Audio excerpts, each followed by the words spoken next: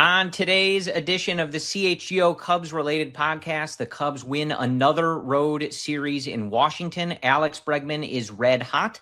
Cubs are back at Wrigley to face the Cardinals, and they are on the heels of the Milwaukee Brewers. All that and more on today's edition of the CHGO Cubs Related podcast.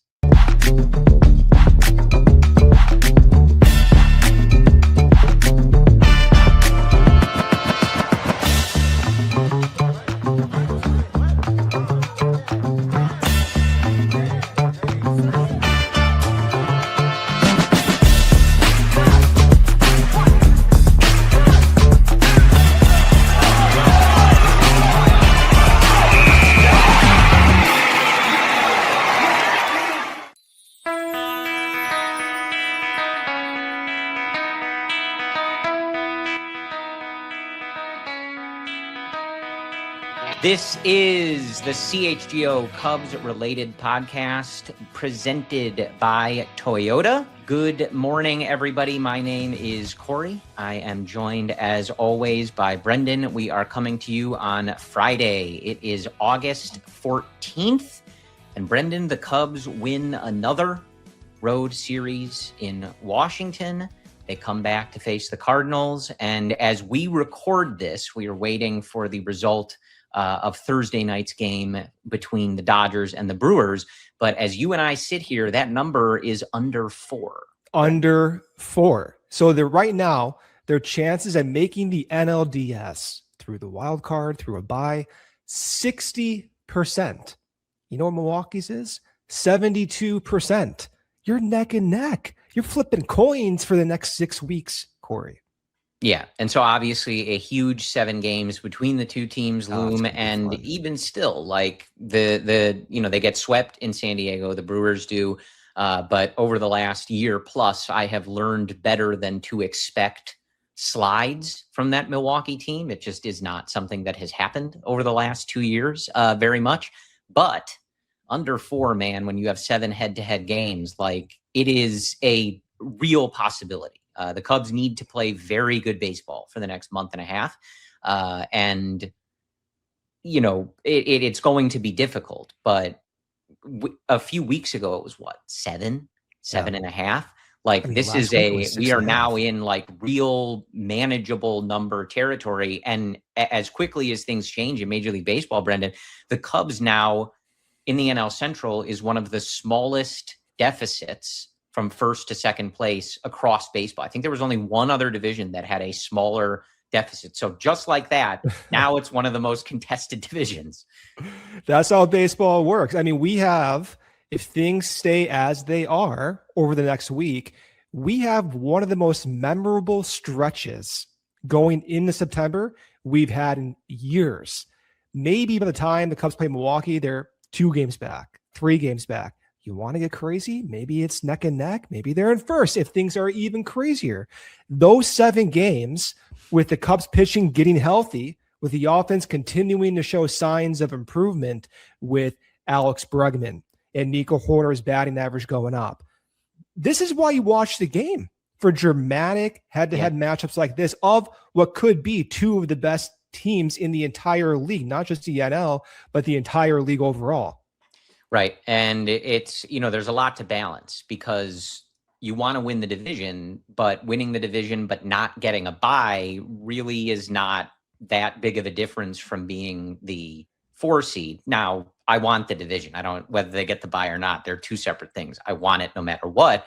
But you also want to be outplaying either LA or Atlanta in that time. So it is a tall order. But as you said, like, this is what you watch for. This team has battled a lot of hurdles, overcome a lot of obstacles. Let me keep trying different hurdles things. Too, I'll get there. I'll get there eventually. But they put themselves in a position to have a shot at this stuff, which a few months ago, really seemed like a bit outlandish and somewhat optimistic to feel like it was possible. So whether they can pull it off, we'll see. And again, they're going to have to play at a very high level of baseball to check all of those boxes. But Jed Hoyer brought in some reinforcements. They're getting healthier. And the numbers now look in the territory of, all right, it's on. Like, let's see what this group has in them, but it is a doable situation. Remember during the offseason, Jed Hoyer said 30th percentile outcomes. He describes like teams who get injured or outliers or surprises. It's like, oh, that's a 30th percentile outcome. That's how you and I, or at least me, that's how I envision my best off seasons, where you're going into the year and your 30th percentile outcome is still making the playoffs, because that means you have a degree of room when stuff goes bad. That was the Brewers and their chances about, 3 weeks ago. 75% chance, 85% chance, 90% chance about 3 weeks ago of winning the division. The Cubs have cut that down under 70%. So they're not percentiles, but it is a simulation that Fangraphs puts out. And the Cubs are within that error that you hear front office talking about as being uncomfortable. Those chances where things can go any way. And as a front office, you want to avoid that territory. You want to maintain the 80th, the 90th probability outcomes. Look, you and I a few weeks ago straight into the camera and said, we're back. We're watching the scores. We're in on the division. So planting my flag here, they're going to win the division. I believe like they're going to do it. I think more importantly, Brendan, like they have at least, especially ahead of these 7 games, and that's likely what it comes down to. You have to take care of business when it's directly in front of you. But they have given themselves the opportunity that Milwaukee has to sort of be like aware of this. Of course they are, but when it's 7 games, 8 games, it's like, all right, we got a little breathing room, like just avoid a slide, under whether it's 3 games or 4 games by the time you lovely listeners are listening to this after the game in Los Angeles on Thursday night, like they legitimately need to be at least aware of what is in the rearview mirror, because as it goes, like it is closer than it may appear. And as you just alluded to, like after the sweep in San Diego, the Brewers had like an offensive team meeting. The quotes are getting a little weird. Like there might be blood in the water, Brendan. Whether the Cubs can act on it and take care of business, that's up to them. But all of a sudden, this is a very real situation. And look, I mean, I'm a Cubs homer. We try to be rational here. We try to be pragmatic. We try to talk through statistics. Sometimes, like, I'm just a Cubs fan. I want them to win the division. I believe they're going to do it. So I wear 2 hats. I have one hat where I'm trying to understand the error in what may happen in projections. That's one hat. I put that hat away. I put on my other hat. I'm telling you right now, I think they're going to win the division. It's a feel. You see the momentum. You feel it. I thought you were about to say that not only are they going to win the division, they're going to do it by 5 games. Yeah, you want to get even crazier.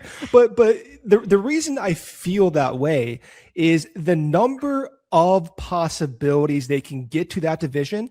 There are many. Let's say in a bad case scenario, Holmes or Gausman is not what they had traded for. Okay, that's hopefully not going to happen. I don't think it's going to happen, but you have reinforcements. You have maybe Cabrera coming back. You have Ben Brown, who may be able to give you some bulk innings. You have Javi Assad, who has performed under a 4 ERA all year. I'm not saying this is the way it's going to turn out, but they've built themselves a pillow of possibilities to get to that point. When you're with 40 games left in the season, when you're within 3 to 4 games, at that point, anything can happen. And so they can withstand something that's bad. And because of that, I'm thinking crazy. I would not even be surprised. By the end of the year, they have the best record in the league. Like greater than, I'm being dead serious here. I know. It's like, it's crazy to think about, but that's how dumb this sport can be. But it's also the momentum you're feeling. Yeah, look, I mean, they're playing very well. We're going to get into that, and I'll give you guys an outline of what we're going to talk about in the rest of the show here. But yeah, look, and that's like, not only are you sort of feeling that momentum, they've made the moves to make this all possible. You're seeing the Alex Bregman that you signed, which we'll talk about today, et cetera, et cetera. But it's as you say, like, we can get into the chances and this and this. At the end of the day, right, like, you and I are diehard Cubs fans.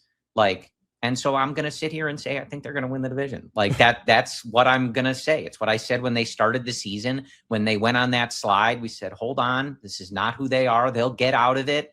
maybe now they've cost themselves a shot at the division, and they said, no, we have not. So like it's last month and a half of the baseball season. We can be pragmatic, we can be rational, but at the same time, like anything goes. We're going to ride for the boys. Yeah. Like that's how it goes. So let's jump into the agenda here. So I want to talk about this national series.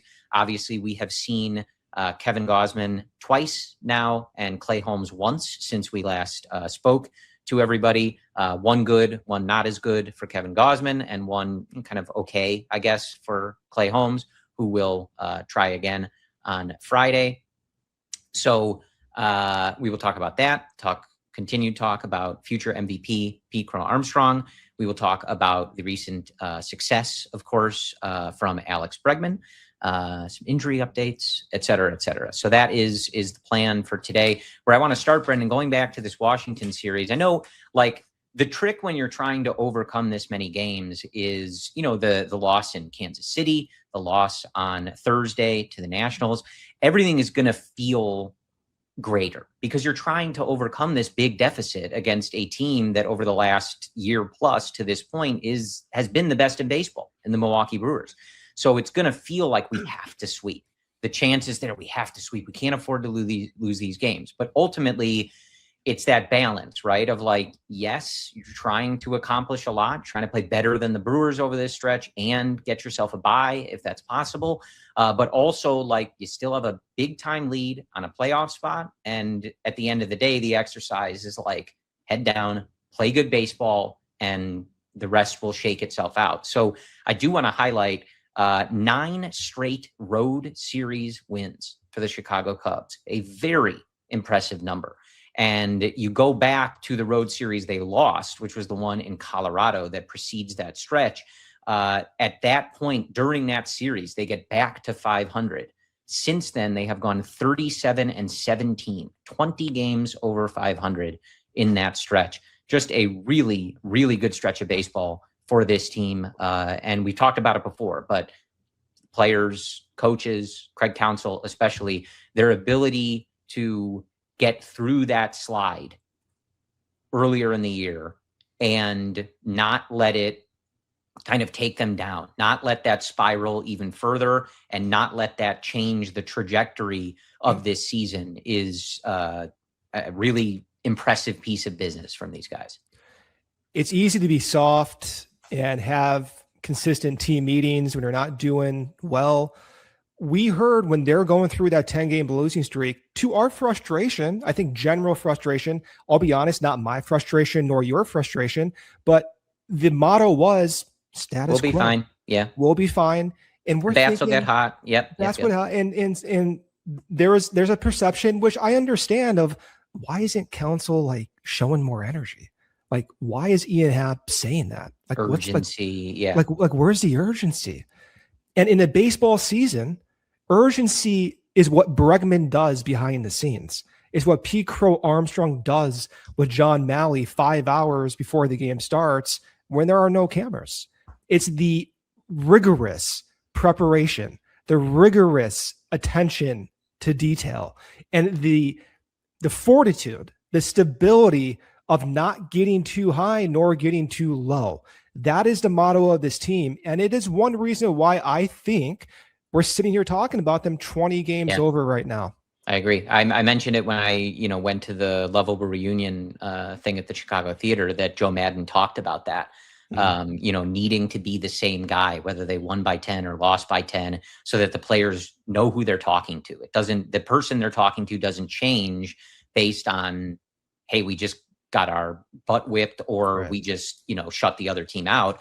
Like, same thing, trudging through. And I think Counsell has talked about that and done a very good job about this, especially when you have a veteran-laden group like this Cubs team.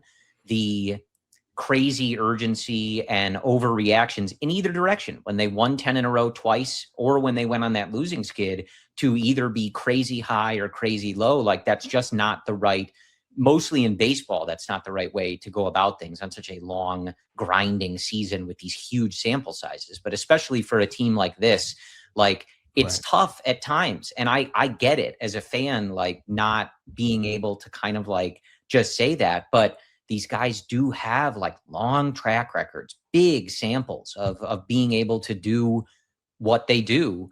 And sometimes it's frustrating to hear like, we'll be fine, when we as fans feel that urgency, but it is the better way for it to operate in that clubhouse on a professional level. And for this specific group of players too, who you said they've been there and they've done that. So each team's going to have their own personality type. This one is just very methodical, very rigorous in their preparation, and they won't show it in an outgoing way. Let's take our first ad break here. A lot to talk about, and then we'll continue. Dear Friday, Toyota says, let's put good times in gear. We are kicking things into overdrive with the legendary Toyota Tundra, the unstoppable Tacoma, and the adventure-ready 4Runner. Are you looking for some cool available features to level up your driving game? Toyota has you completely covered. We have got robust power tailgates perfectly engineered to power your biggest game days and backyard barbecues. And when it comes to hitting the water, we feature an advanced trailer backup guide that makes you the absolute champ of the boat ramp. No stress, no hassle, just perfection. With capability like this, heck, we might even try to cancel Monday altogether. It is time to upgrade your drive and see what you've been missing. Take on the roads, the trails, and the weekend with confidence. Toyota trucks, Toyota, let's go places. Check them out today. One thing I absolutely love about summer is how easy everything feels. The days are a little bit more relaxed, and I constantly find myself reaching for those comfortable go anywhere pieces again and again. That's why I keep coming back to Quince. They focus on well-made essentials that naturally become those everyday staples you actually live in all season long. Their 100% European linen pants and shirts are incredible, breathable, easily thrown on, and the ultimate summer upgrade your rotation needs, starting at just $34.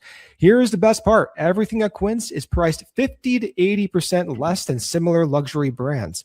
They work directly with ethical factories and cut out the middlemen entirely, so you're paying for exceptional quality, not a random brand markup. Go to quince.com/Cubs for free shipping on your order and 365-day returns, now available in Canada too. That's QUINCE.com/Cubs for free shipping and 365-day returns. All right, Brendan. And as you are listening to this, hopefully on Friday morning, before the 120 game at beautiful Historic Wrigley Field, want to remind you guys to come out for the Friday 120 Club, August 14th, again today. That we have the live post-game show at Almost Home, where you can get drink packages and enjoy the live show with Luke, Joey, Justin, and the CHGO gang. Of course, if you have a bleacher ticket, you can join the boys in the bleachers and support the Cubs, hopefully in their pursuit to win the division. So you can get more information on chgo.com, but Friday 120 Club later today on Friday, August 14th, and the live show at Almost Home Tavern. Good bar by where I used to live. Yeah. Good food, good drinks.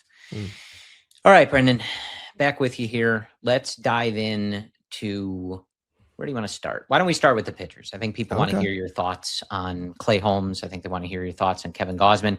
So Kevin, excellent in Kansas City in his debut, immediately hops into the rotation and equals the longest start for a Cubs starter, which is shared by a few people, but 7 innings. We have yet to see somebody enter that treacherous territory of the 8th inning, but really good from Kevin Gausman. And then a really strong 4 innings to start the game in Washington. 5th inning falls apart a bit. What have you seen from Kevin thus far? How are you feeling about it? You've dreamt about this for a long time. How is it finally seeing it? I wish we had just talked after the Kansas City game. I know. Such is life. Well, that's how it all goes, right? You can't have everything perfect. Let's start with Kevin, and then we'll go to Clay Holmes. For Kevin, you're looking at, is the velocity normal? Are the mechanics normal? Is the splitter doing what it should be doing? And even though he gave up 6 runs in that recent game on Thursday, in 22 swings on the splitter, 9 were whiffs. So nearly just under 50% whiff rate. That's great. I thought he looked pretty good up until the 5th inning. And in the 5th inning, the fastball command escaped him. More center cut fastballs. All the base hits he gave up on Thursday, most of them, besides one slider, were on fastballs. So fastball got hit hard. In the past, he's had a room for error with the fastball. Washington's a great hitting team, one of, if not the best offense right now in the league. And he got hit hard. Am I concerned about Kevin? No. We'll see how they look going forward. If there's a trend I'm looking at, it's the splitter usage. Once again, he threw mostly splitters up until the 5th inning. And that is something that he was not doing before he came over to the Cubs. So is that an intentional thing? Is that just a randomness, getting used to each other type thing? That would be one trend I would point fans towards next time he starts. So how, after envisioning this for so long, how do you feel generally about these two starts? I feel good. Like, listen, he gave up 6 runs, okay? The first start, he went 7 innings, got the Cubs a win. How am I feeling? I'm looking for stability. If he came in and was throwing 2 miles per hour slower, looking like Soroka when we acquired Soroka last year, I'd be like, he's injured. Something's wrong. But you're not seeing that. You trust the track record, and I think you trust that a guy like him in his mid-30s, one of the most respected teammates and coachable guys, they're going to figure it out, right? So I feel good. Is he going to be the ace we hope? I don't know. But I think he's going to be very productive, and potentially, he'll be in consideration if things are projected as is to be the 1 or 2 starter in a playoff rotation. That's my expectation. Fair enough. Are you, I'm sure you're not surprised, but, like, obviously we're seeing the Cubs sort of just hammer the splitter. Would you have expected that? And I guess I feel like I want to ask too, just so you can talk through it. When you're watching, especially a guy whose repertoire as well as I think Kevin's, probably second only to Jake Arrieta in terms of who you could break down off the top of your head.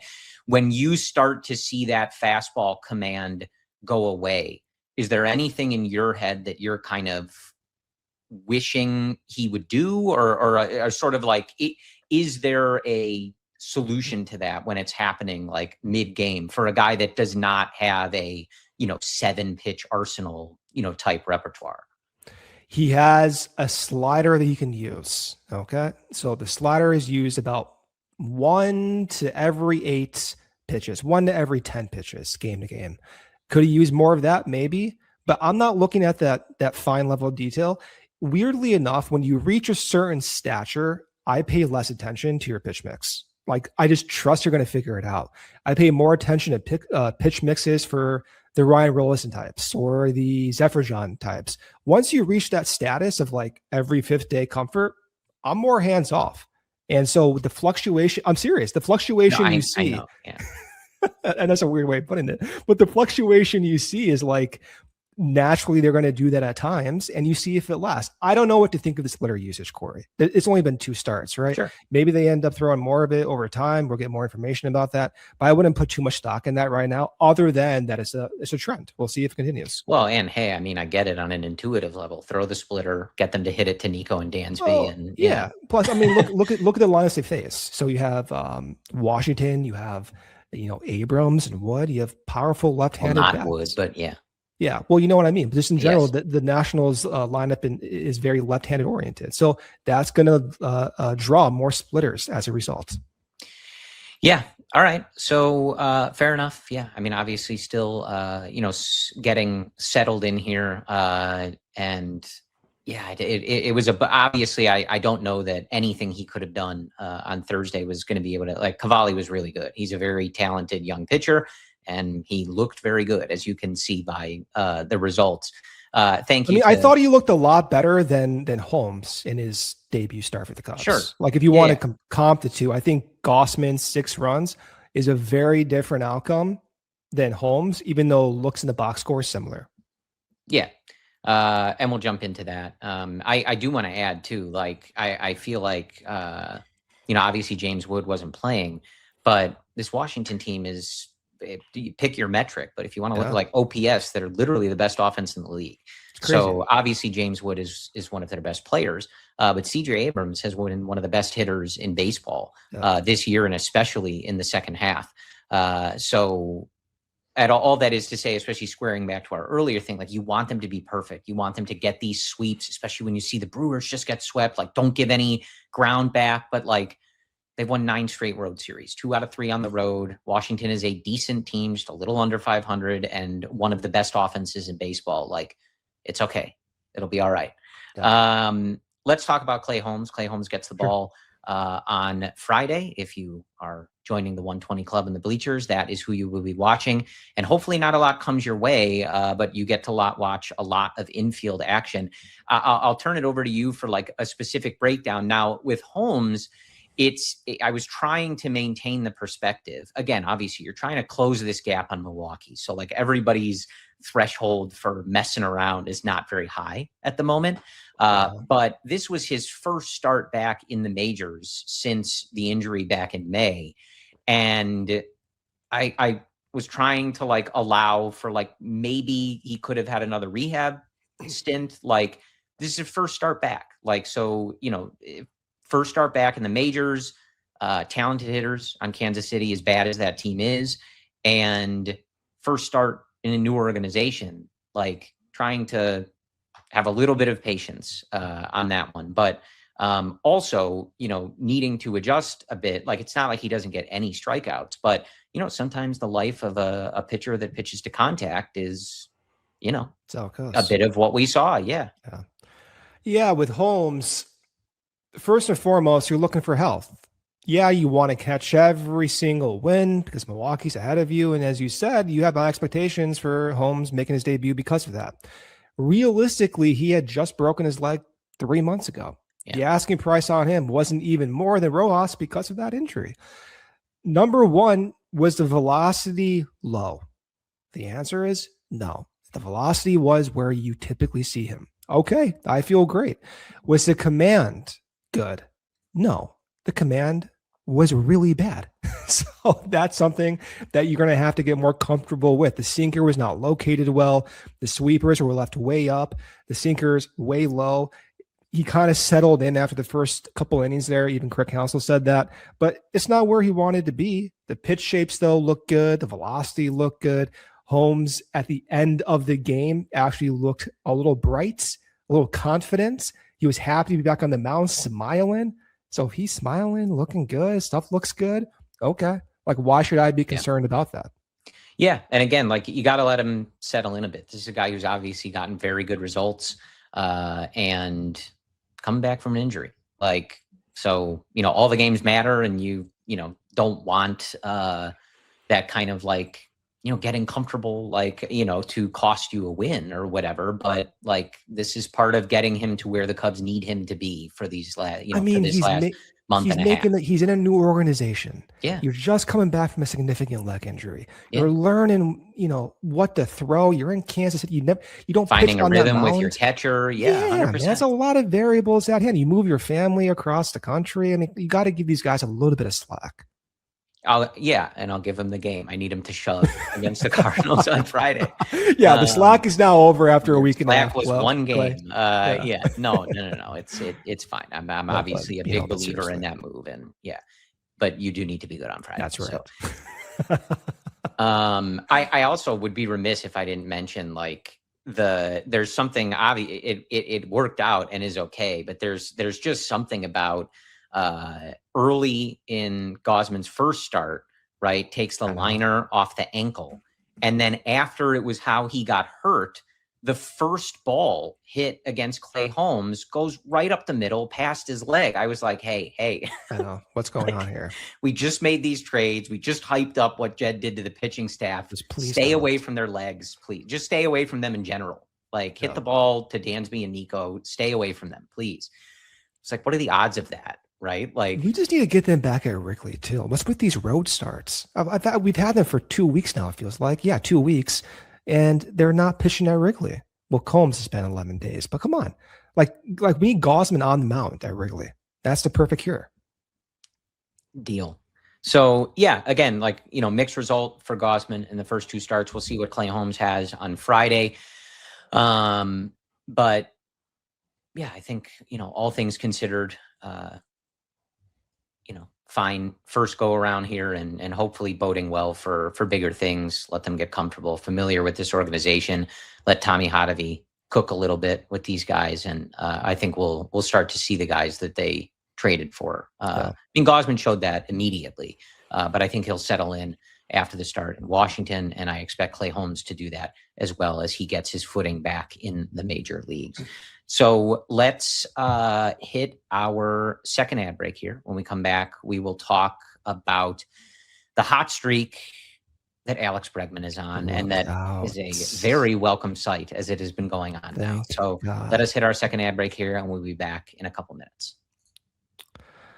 Our friends at Sunnyside Dispensary are here to elevate your baseball season. And let me tell you, Sunnyside is truly your home for easy, judgment-free shopping. They have an absolutely massive selection with over 150 strains to choose from, plus easy online ordering and quick in-store pickup. Wherever you are in Illinois, Sunnyside has convenient locations for you. They have spots as far as south as Champaign, all the way north in South Beloit. Just stop into the store nearest to you for some expert guidance from their incredibly helpful staff. While you're there, look out for the Good News Tea Time Vapes. Tea Time features a refreshing lemonade flavor, so it pairs perfectly with an Arnold Palmer on the golf course all summer long. Head to their website for only the best under the sun, including an incredible 50% off your first 3 online purchases. Use promo code HICHGO at checkout to qualify. Sunnyside Dispensary, only the best under the sun. Must be 21 or older or an Illinois medical card holder to shop. Summer heat is finally here, and that means, is your AC working hard? Sure is. Don't wait for an expensive breakdown in the middle of the heat wave. Call Four Seasons today and schedule a complete comprehensive AC tune-up for $89.95. Four Seasons has you covered. If you hit a snag, their expert technicians are available 24/7 for emergency service with absolutely no additional charges for nights, weekends, or holidays. They are trusted by homeowners across the region, backing up their work with an A+ BBB rating and more than 30,000 5-star Google reviews. You can take advantage of 72 months off interest-free financing, up to $4,000 in rebates and same-day installation at no extra cost. Plus, Four Seasons will beat any competitor's offer by $1,000 guaranteed. Four Seasons, your trusted local experts for heating, air conditioning, plumbing, sewer, and electric. Visit fourseasonsheatingcooling.com for all their special offers and money-saving coupons. All right, Brendan, back with you. And I want to talk about Alex Bregman. And we're going to do that. We're going to put on our rose-colored glasses and explain why the future is bright for Alex Bregman. Brought to you by Shady Rays. Head to shadyrays.com and use code CHGO at checkout for 50% off 2+ polarized sunglasses to talk about the future of Alex Bregman and why it is bright. It has been bright in the present, but I do want to go to the past a little bit. So as I often do, and then people know this if they've listened to our show for a decade, I love giving you credit when you were right about stuff and talking about how smart you are. It makes me feel so good. So on July 9th, you put out, as you've shown on these episodes, so if you're watching over on YouTube, you can see them on Brennan's Twitter as well, but your swing path graph, and you talked about his on-time swings, his riff weight, early swings, miss distance. You have these wonderful graphs that you put out. But on July 9th, you said Alex Bregman may be on the verge of breaking through, and then you demonstrated with your data, as you often do. So when you tweeted that on July 9th, Alex Bregman's slash line was 238, 336, 342, and a 93 WRC plus. Since you tweeted that he was on the verge of breaking through, Alex Bregman in 125 plate appearances, 313, 384, 634 slug, good for a 177 WRC plus, 5th in Major League Baseball. Look at that. Since that date. Nuts. I would say, Brendan, that would classify. You said on the verge of breaking through. I think he broke through. I think he busted through. When he was going through those funks, we had talked about at that time during those shows before the All-Star break that he was expressing confidence in himself because he felt as if his swing path was getting fixed. He said his swing path is more balanced, more center at contact, less uphill. Dustin Kelly, batting coach, said, yeah, we're trying to become less uphill with his swing path. That was accomplished towards the back end of June. So if we look at this animation right here, the teal colored bats is his path in May when he was really going through it. In June in purple, you can see that bat path a little bit more center, a little bit less uphill at the point of contact. The problem during that time was that the results weren't coming. So even though he was expressing this confidence, the results were just not showing up. So that was causing frustration, even though that you saw those changes being made. But that was a point in time where I'm thinking, okay, he's feeling like he's better, like he's cleaner. So if he's saying that, then what's the odds that eventually you're going to figure out the very next step? Well, it's happened. And so the swing path was fixed. Now the timing. So on the left here, you're seeing, like if you play MLB The Show, you have a red to green meter of timing. Teal, he was more out in front in May and June. We all know that. We saw him hitting the ball, rolling over the ball like crazy, hitting the ball more off the end of the bat. You also see that on the right side. In July, in the middle of July through August here, he's waiting on the ball more. He's a little bit more on time, a 10 percentage point increase in on-time rate. He's not early. He dropped his early rate by nearly 20 points. He's hitting the ball more perfect. Ever play MLB The Show? Perfect. That's what you're seeing more with Bregman over the last 4 weeks. But what hasn't changed over the past 4 weeks is his swing path. That was addressed before he broke out. So I bring that up because these players they're very open about what they're working on. A lot of them are.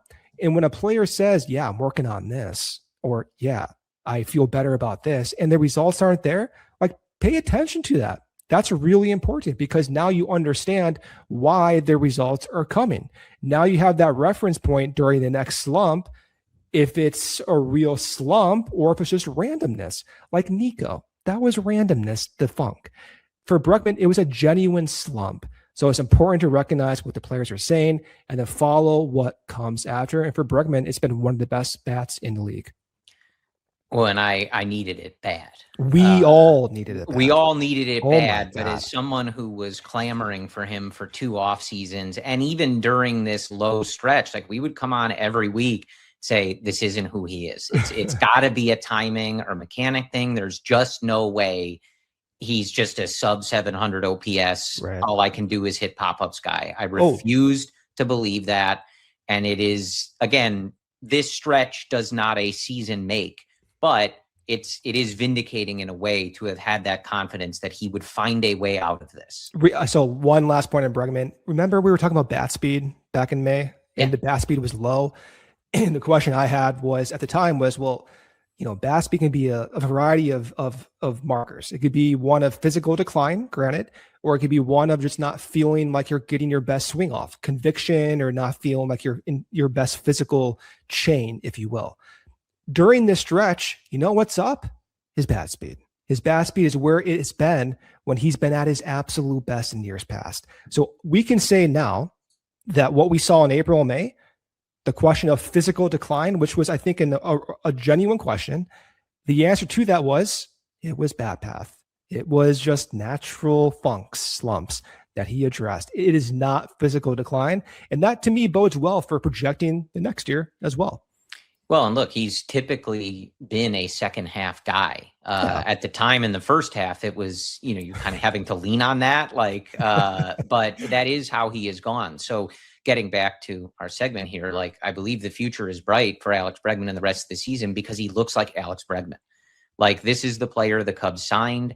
This is the person that you envisioned lengthening this lineup and providing consistency in this lineup. His ability to take walks, he's using the whole field. Now you're seeing him drive the ball to those gaps. And of course, throwing in a 3 home run game never hurt anybody. With Gold Glove caliber defense. Yes. And I do want to read the quote from Craig Counsell after the 3-homer game. Bregman definitely drove the bus today, I'll say. You can't fake it through 162 games. It's a credit to how he works every single day, just relentless with his search to be himself and to be the best version of himself. He will never give you an inch on that. And I read that because especially in the offseason, we talk so much about like the clubhouse leadership that he was going to provide and that veteran presence and apparently being able to just tell Pete to take walks. So now he just walked all the time. And in the early going, when, your big free agent is popping up in key rallies and has a 680 OPS and the team is on a 7-22 stretch, like, you start to kind of like feel that pressure. And as a fan, you're like, okay, like you kind of got to get this going here. But when you hear those quotes from Counsell and we talk so much about the work that he's putting in, it's not just to gas the guy up. Like they don't win championships because guys work hard, right? They don't get an award for working hard. But we're not just talking about some of that stuff because it makes him look good. It's for exactly this. Like there is a genuine belief and evidence to like, this guy is going to figure this out. And it's not stuff that you can say about every player. This is a pretty well-documented thing on Alex Bregman. And so, obviously I said since Brendan tweeted that on July 9th, that he has a 177 WRC plus. I don't expect him to stay there for the rest of the season, but it is just a reminder of like, sometimes, when you're going through that kind of anecdotal stuff, that like storyline stuff, it is rooted in that genuine belief of like, no, this is a guy who actually will figure this out and like actually will put in that work to figure out what we are at the time hoping like is just that, something he can figure out. That's one reason why I started thinking crazy about the division and being potentially the best overall record in the league.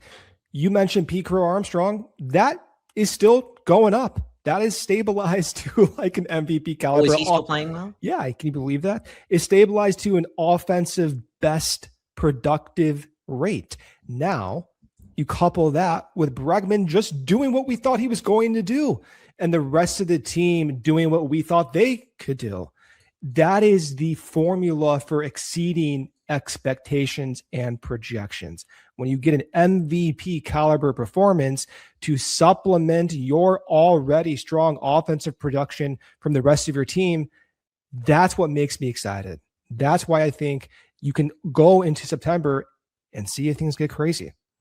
Since the date I was reading that you said Alex Bregman was on the verge of breaking out on July 9th, do you know by WAR, so counting defense, who the top 2 position players in Major League Baseball are in order? Well, number 1 is Pete Crow-Armstrong. Correct. Number 2 is Alex Bregman. Number 2 is Alex Bregman. Did you know that before you said that? Like, did you know that earlier today? No, I do research for the show. That's amazing. Well, I know it was Pete. You got to tweet that out. That's I didn't perfect. remember that was Alex. That's perfect. I mean, that drives narrative perfectly. Yeah. So there you go. And I think again, like that's why you're sort of thinking of things in this like these big levels, right? Even when we came into the year, you thought that like having especially Bregman and Nico, guys who can come through in those situational spots, make more contact, et cetera, would kind of like lengthen the lineup, maybe prevent some of those slumps we've seen. Because you didn't have that superstar offensive guy. Right. But now you couple that with Pete doing what he's doing and things get, very, very interesting. Well, by interesting, you be the best team in the league. That's what interesting is. And, just, while we're on the subject, do you know who is, let me see, I'm doing this live. No, I'm trying to find a way to do this. If we're looking at OPS now, okay, OPS 7th in Major League Baseball I already know the answer to this. It's easy. It's Seiya. Yeah. Good for him, man. Like visually, my expectations for Seiya are sky high. I always say this, right? Like I'm talking like top 5 hitter in the league, sky high. I know it's not likely, but just the talent level, the athleticism Seiya has, it's off the charts. He's been a top 12 overall producer for the past 3 years. I expect more because I see the talent. Visually, it looks better recently. I mean, it feels longer too. Like it's not going through these what feels to be low valleys. And I knock on wood now because it has happened before where it's switched on a dime, but it feels a little bit more. How do I put this? It feels like the aggressiveness we're seeing from Seiya, like it's persisted in a counterintuitive way that you would not want someone to go through. Like when we talk about Bregman, we talk about patience. We talk about like Zobrist back in the day, you talk about patience. For Seiya, it's been the opposite. It's been like, dude, why are you striking out at a 28% rate when your chase rate's a 20% rate? That makes zero sense while you're passive. Like you're not getting yourself in good counts. Recently, I don't have data to back this up, but like anecdotally and watching him take pitches and swing at pitches, he feels more convicted. I feel as if he's not in bad counts as often as he has been in the past, I don't know, 3 months to start the season. Well, and some huge hits, a huge hit in that, that second game in Washington, that liner down the left field line. Oh, yeah. And, one thing, too, I want to give him credit for, he looks really good in the field. I mean, he has made some really nice plays. Fantastic. And it was one of those things. I know when he came over from the NPB, he had won Gold Gloves over there. And like the first couple years in Chicago, we were like, really? Like, I don't know if I'm seeing that. But like, well, he's not seeing it in either. Particular, I mean, like he's making some really strong plays out there in the field. And I think that's the vision. With this offense, especially some of these profiles, and this is true of any team in baseball, really, but I think we, as Cubs fans, know this very intimately with this group and how streaky they can be. Like, we'll see where they're at in October. And of course, you have to face very good pitching in October. So it's a much different exercise.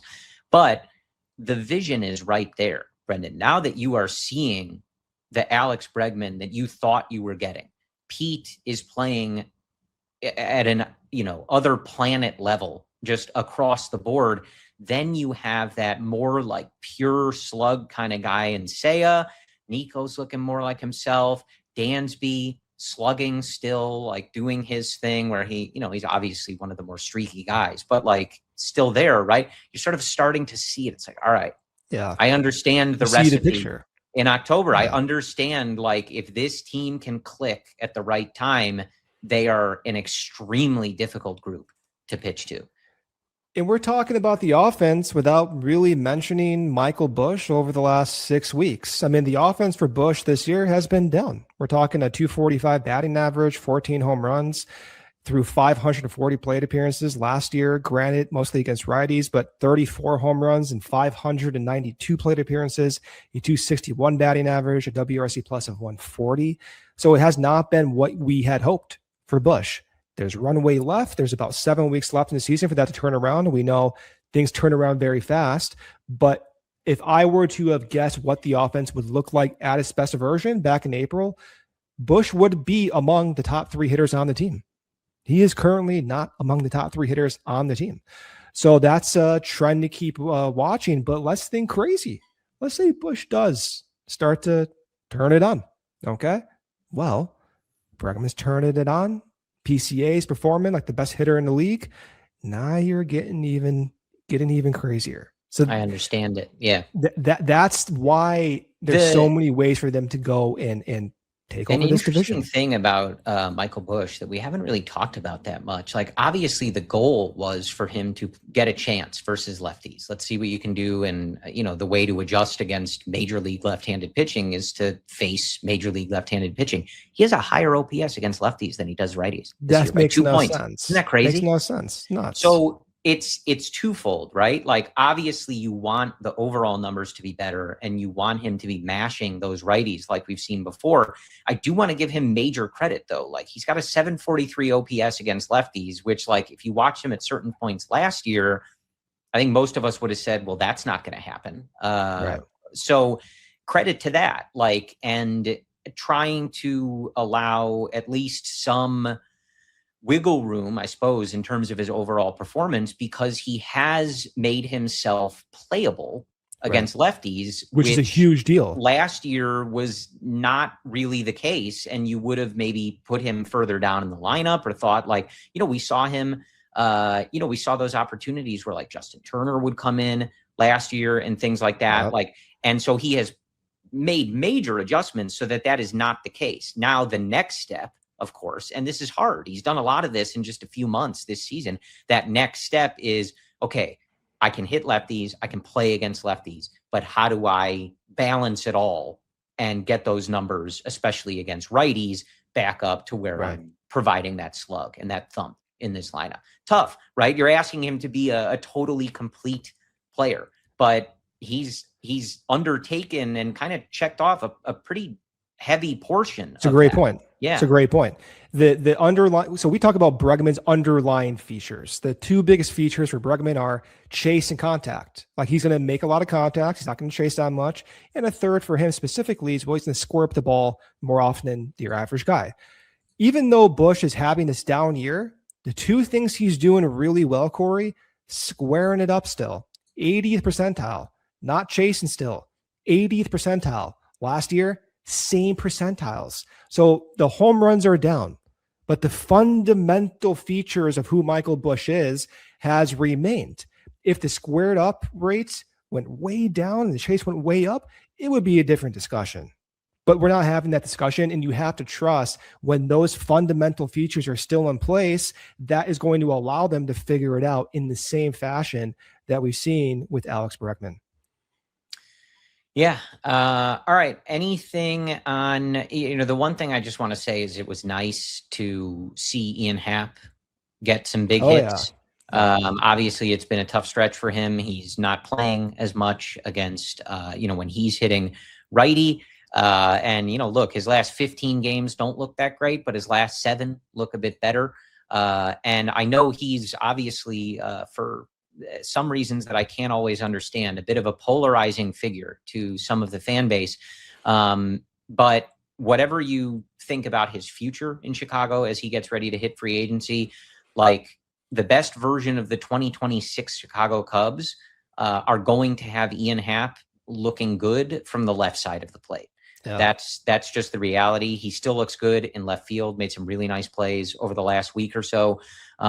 So I'm not clamoring for him to be the cleanup hitter, or anything like that. But if you are a fan, whether you want him here long-term or not, you should be rooting for him to get right as a left-handed hitter for this next month and a half at a very minimum. Why do you think he's polarizing? Like the sentiment is he's not clutch. The sentiment is when it's the 5th inning beyond, he doesn't come through. But that's not the case. Like, why do you think that? You're asking me why that is, not that I'm incorrect in that perception, right? No, I'm asking why is the perception that he is? There's a certain portion of the fan base that hates the dude. I don't know. You know what's interesting? I unintentionally put myself in the war over the past week. I didn't mean to do that. Yeah. I underestimated how polarizing he is online. I was getting nasty tweets, dude, like nasty tweets. Yeah.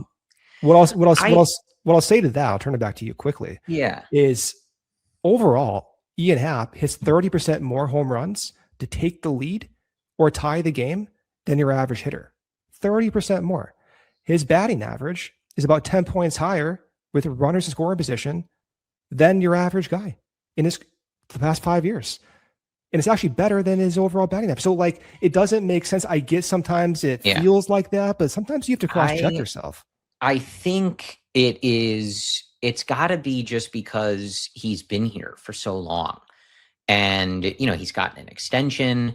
And so I think there's just this perception that he is held in a higher regard than he really is by some people. He's getting paid $60 million. Organization.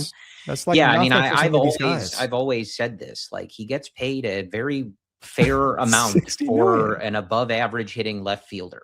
That's who he is, and that's fine. I don't know. He's been the leadoff hitter. He's been the cleanup hitter. So it's going to draw that for teams that are winning 78 games. Sure. He's also, been part of different eras of Cubs baseball. So I think it's just, the spotlight is on him. But no, I think we've always appreciated Happ for what he is. And I thought you did a good job in one of your follow-up tweets to getting screamed at by the haters. And just pointing out, I am not saying that Ian Happ is elite. I am not saying that he is one of the best players in baseball. I am not saying that he should be the cleanup hitter on the 2026 Chicago Cubs. I am just pointing out that he has, in fact, hit some clutch home runs and is paid pretty fairly based on how much WAR he puts up and to what that equates to in a dollar amount. Like, and I think that's it. Like, and look at how the teammates talk about him too. Nico Horner is like, I'm being exaggerating here, but he's like, in tears when he's getting his contract because Ian Happ has been there the entire time. Well, and again, like you and I are going to get comments on this video that Happ stinks, and why do you guys think Happ is the best player on the team? And no one said that. So people can't read, by the way. He's a slightly above average cannot read left fielder. Yeah, that's good. That has value. Like, I'm not trying to sell you anything else about the guy. I'll just say this, right? I didn't see Kyle Tucker to take Freddie Peralta deep in the playoffs, did I? I did see Ian Happ do it. So there you go. Well, anyway, Tucker did hit a home run that same game. Did he? Yeah, it was game 4. I don't remember that. That didn't happen. Anyway, sure it did. Off of Peralta? Not off Peralta. Oh, okay. Well, then at least my statement stands. That would have been funny. Wait, was it off Peralta? No, it wasn't. I have no idea. I don't remember. I blocked that out. Whatever. So anyway, even the point that I was making is like, you want Ian Happ to look good. He had, some good hits in that Kansas City series. His numbers over the last week or so are better. And again, like I say this as someone who was probably one of the earliest people yelling about hitting from the right side and how they didn't treat that appropriately in the lineup. Like, I feel like I've been very even keel and fair about Ian Happ over the years. But as we go forward here, like, I'm glad to see Pedro getting more time where he can. And, that is one area if you move guys around, the DH, et cetera. But the best version of this team is going to have Ian Happ playing well and being able to be in that lineup, provide some slug, take his walks like he's always done, and be one of the cogs that, keeps this lineup moving. Yeah. So I did just want to touch on that a little. I feel like we're going to have to go to overtime just for a little bit. But what else do we have? Well, did you want to talk about Pete? And then I did just want to ask you about Zeferjahn's last outing. Okay, we can go overtime for a little bit. It's not a big deal. So pick one. Where do you want to start? Well, let's start with Zeferjahn. Okay. So obviously, I just want to ask, like, obviously that was a bit of a mess of an outing. And so just sort of what you're seeing. And I think moreover, especially too, like, how do you envision...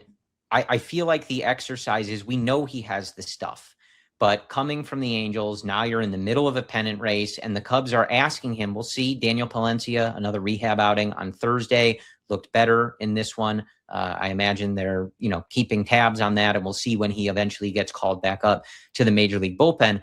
But regardless, even once Palencia is back, like, you're going to be asking Zeferjahn to hop right into a high leverage role on a team in a very tense playoff race. When you have a guy with this stuff, but sometimes command problems, we saw the other night getting knocked around a little bit. How do you kind of like dial that in to get him where he, you want him to be for this stretch run?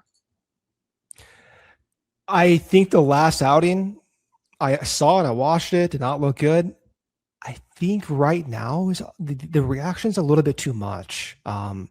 It's been 4 outings. The first 3, I would say, are pretty good or acceptable. First outing, 1, 2, 3 inning. Second outing, 2 strikeouts. Gives up a home run, granted, but 2 strikeouts. Third outing, comes in, no runs, more strikeouts. Then the wheels fall off in the most recent outing. With Zeferjahn, he has stuff, but he has command issues, and at times it may not look the best.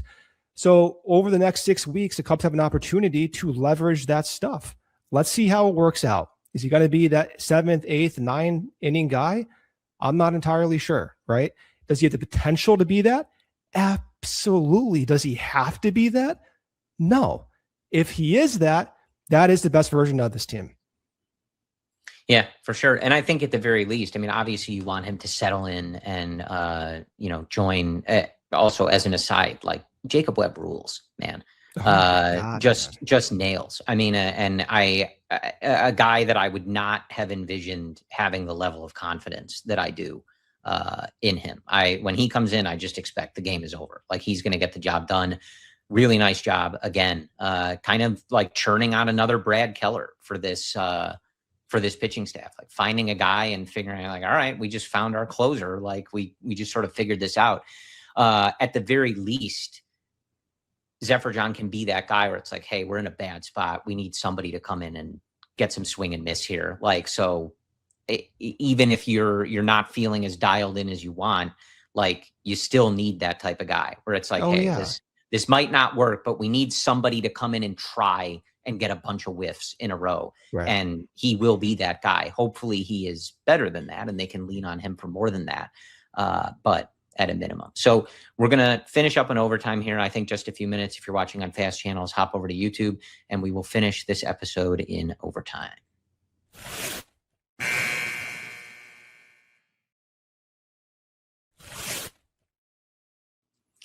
All right, folks, back with you just to finish out this one. I don't know, Brendan. I mean, after the last episode, people might be expecting us to just go an hour and 45 minutes every time now. We can do it, you know. If there are folks listening, you know, if you're on your Friday commute and you're like, hey, like I drive for a long time, like I wish you guys would go 3 hours. Let us know. I don't know that our wonderful producer, Sarah, will go for that, but or me. Brendan and I can ramble on forever. So that is true. I can get you going enough. Yeah, I can get you deep into something about Gausman or Arrieta. Screw it. Like, if I need to, I can get you on it. Yeah. All right. I want to level setting on some of the injury updates as well. Like I said, on Thursday, Daniel Palencia pitching again looked good. I think he had a clean inning. Edward Cabrera looked very good in another rehab start. 5 innings of really good baseball. Still waiting on what the exact plan is there. I think Craig Counsell was kind of non-committal, especially on Cabrera when he was asked about it on Thursday. Like, we're going to make that decision when we have to, like in terms of bringing him up and how they're going to shake out the rotation and all that other stuff. But that's all trending in the right direction. Shelby Miller still throwing, like, and really that's interesting. Like, that really seems like that's something that's going to happen, which is remarkable given how quick that was. So as it's been, like, kind of just monitoring that stuff, as you said, Ben Brown's been working his way back. We know Justin Steele is trying to work his way back, but we don't have any like clear timetables on this stuff. But obviously, welcome additions. You can get some more velo, especially from Daniel Palencia in that bullpen, add to your high leverage set of arms, move everybody down a peg in terms of what they're asked to do. That would obviously be a big lift for this team, and especially Craig, like, thinking if Daniel Palencia looks like himself, the ability to go between however they want to structure it, right? Like, we sort of saw them do this with Keller last year. Like, depends on the game, depends on the situation. Maybe it's Palencia first, maybe it's Webb first. We'll see. We'll play it by ear. But to have that luxury, especially as Craig Counsell and Tommy Hotovy have navigated the bullpen thus far, I imagine they are pretty excited, hopefully, to have that. And then anything else in terms of those other guys, just gravy on top of that stuff, if you can get contributions from those guys. So nice to have that depth and hopefully some extra options. We also already saw, as we talked about, Javi Assad, like, going to play a big role. Maybe not getting the start, but like his ability to eat those innings, keep the rest of the bullpen fresh. Like, Aaron Savali too. It all matters. Aaron Savali has been really nice. Did the same thing on Thursday. Yeah, and that's really big. Not using those relievers. Like, we get into these dog days of the season. We've seen stretches where the Cubs don't have off days in, you know, a week and a half plus, stuff like that. So every day you don't have to run through the bullpen is a big one. So one of the, you know, less heralded roles on the team, but like those innings eaters, they matter. It pays dividends the next day. It may not get a credit to them on the box score, but it's part of it.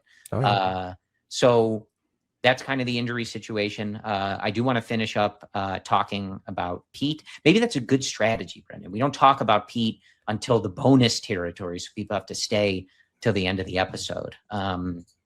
Maybe not. They probably either tune out or just fast forward to hear. No, we have 100% retainment rate. Yeah. 100%.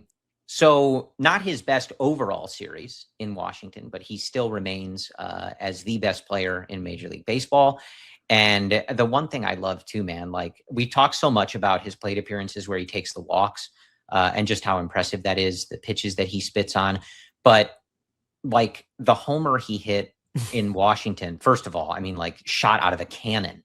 But watching him, he has some of those plate appearances where he's just early and it's just, he hooks it just foul. And like my brother texted me at the time and was like, he's right on it. Like he like, you just know he's about to get it. I love those plate appearances from Pete. Any player where you're like, they just missed it, but they're going to get it.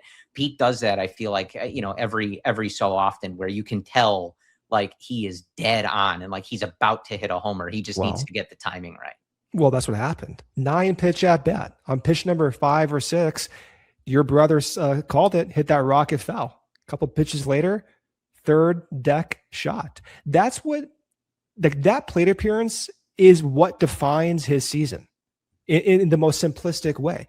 He goes down 0-2 in that. Yeah, he goes down 0-2. And I'm like, I think he did that 2 weeks ago as well. He may have forced a walk or hit a home run. I'm losing track now, to be honest with you. But like on a day-to-day basis, that is what is making him the best hitter in the league. We talk about offensive WAR. We talk about defensive value, defensive WAR, pitching WAR for Ohtani. We're not going to do a Ohtani versus PCA debate right now, but just take out the defensive value. Pete has been the best bat in the league, and it's maintained itself. I was looking at bat speed. It's up through the red zone this year. I was looking at chase rate over the past 4 weeks. It's still down. It's like, what is this guy doing poorly? Like nothing. I'm looking at contact rate against fastballs and sinkers, just going up and up and up. I'm like, okay, slider contact rate. You know what it's doing? It's going up. I'm like, oh my God. Like, is there like what's above 100 percentile outcome? Because whatever it is, that's what Pete's doing right now. Let me ask you this, and then I'll talk about Pete specifically. Would you trade him winning the MVP for Shohei putting up a performance in these 4 games against the Brewers that we all leave feeling like he's the MVP? That was crazy. I'm going to need more of a certainty than that, man. They win all 4 games. They win all 4 games? I can't tell you what happens with the Cubs or the Brewers the rest of the season. I want that MVP. Okay. All right. I trust this team too much, Like Shohei has a game Bregman just did, but for 4 straight days, and the Brewers lose. Cubs will still keep going. The only reason I would entertain that is that would then be a week straight of losing every day for the Brewers, which to me, if that doesn't send a team that's already having team meetings spiraling, I don't know. So what's your answer? It's a fun thought exercise. What's your answer? I want both. So no. Come on. Yeah. Come on. No, I want Pete to win the MVP, and the Cubs are going to win the division anyway. Yeah. It's going to be fun. Yeah. But just a fun exercise. Would you take the 4 losses if I could give them to you? Can you imagine if, hopefully it doesn't. Like, what's the score right now, actually? Go check. 0-0. I know. 0-0? Okay. I'm like mid-3, if you're wondering what the timestamp is. Okay. So Sasaki just got out of the 3rd. Dude, like if Milwaukee loses, at least 3 out of 4 right here. Just saying. And the Cubs take care of business. That, of course, is the requisite thing here. Man. So yeah. Sport. Anyway, the one thing too, I'll point out, like something that stands out, especially like it's 7 games. Like I'm certainly not suggesting anything by it, but it's not Pete's best stretch of 7 games, right? His slash line, only hitting 194, 306, 355. But what jumps out to me, Brendan, is how when you would go back and look at his big slumps last year or early in his career, what jumps out to you about that slash line, right? He didn't have a ton of hits, only 6 for 31 in these 7 games. Walks. His on-base percentage is over 100 points higher than his average. That's the key of the different player. Even when the hits are not falling for him, he still has a massive home run in one of the games, and he's getting on base. Yeah. I got to find this graph. I just made it like 20 minutes ago, but so I can't find it right now, but it's the rolling expected weighted on base average. I shrink the hell out of it. I do like 20 to 30 plate appearances because I like to see those big values. It has basically gone like this. So here, where's my camera? Okay. So it's like this, right? Oh, but I don't know if we've ever seen what is this, like a literal handmade graph? I should like hook up my iPad to this. I can start drawing stuff, that'd be sick. So it's like, like this. Now it's just like, where am I? Now it's just like, it's just like, I'm losing track over here. Now it's just a little like up and down. So the peaks, the peak is high, the valleys are lower. So over the last 2 weeks, his expected WOBA still at a season high, like within that range. Within the last week, because of the walks and the home run, still high. So what feels like maybe a tiny bit of a slump, if you want to call it that for Pete, it's not. It's like the natural fluctuation game to game. That's how good he's been. Yeah. All right.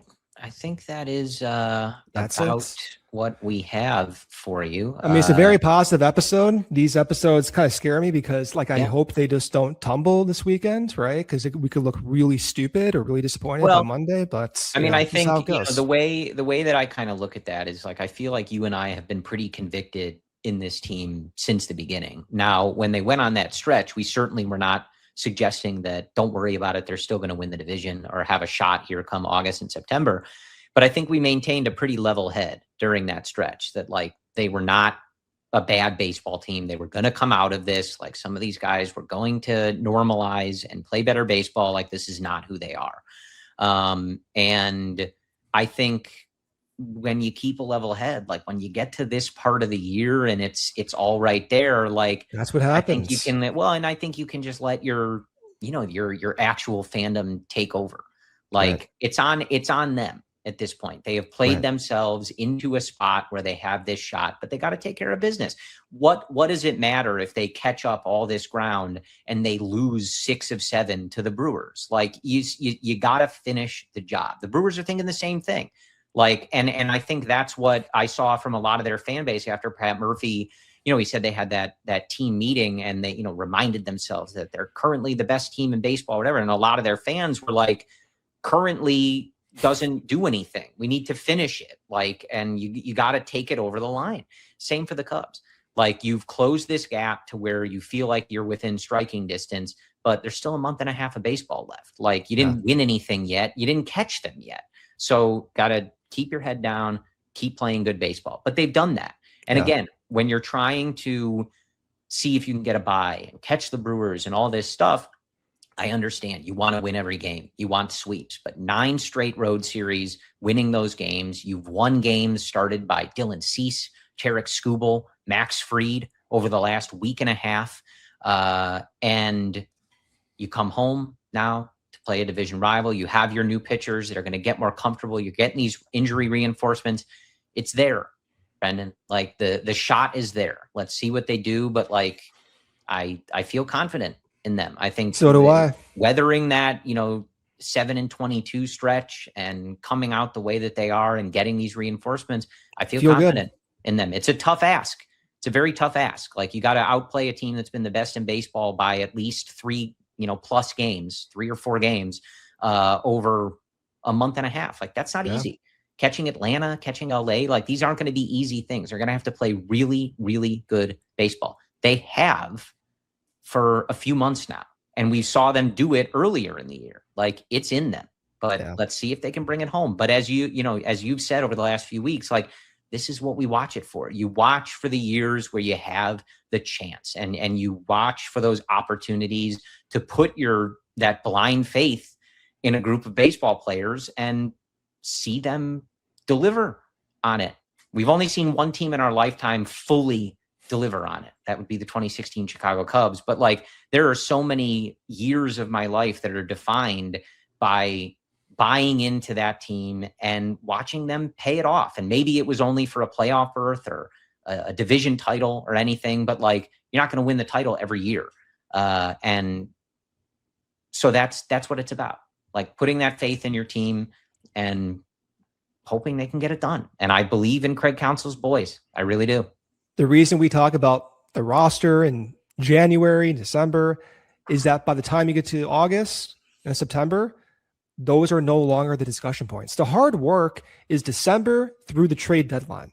Once you get into mid-August, up until October, you're going downhill. What you have is what you have. The long-term discussions, the trends we're following are not a big deal anymore. They don't mean as much. All that matters is you're going downhill, avoid a few potholes on the way.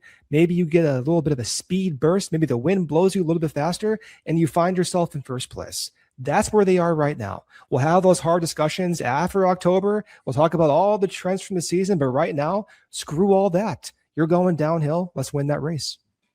Well, and as we finish up too, like, this is what it's about. There is nothing better in the world than playoff race baseball at Wrigley Field. And it is the best place on earth. Best place on earth. I can't wait. I got the playoff invoice sitting in my inbox. Like, all I ask is just like save me like one ticket for one of those series, okay? And I are 0-1 at playoff games. That's not true. That's not true. What's the other one? Oh, we didn't technically go to that game together. We were both there though. Yeah, but we're both there, and we both saw them close it out, so I still count that.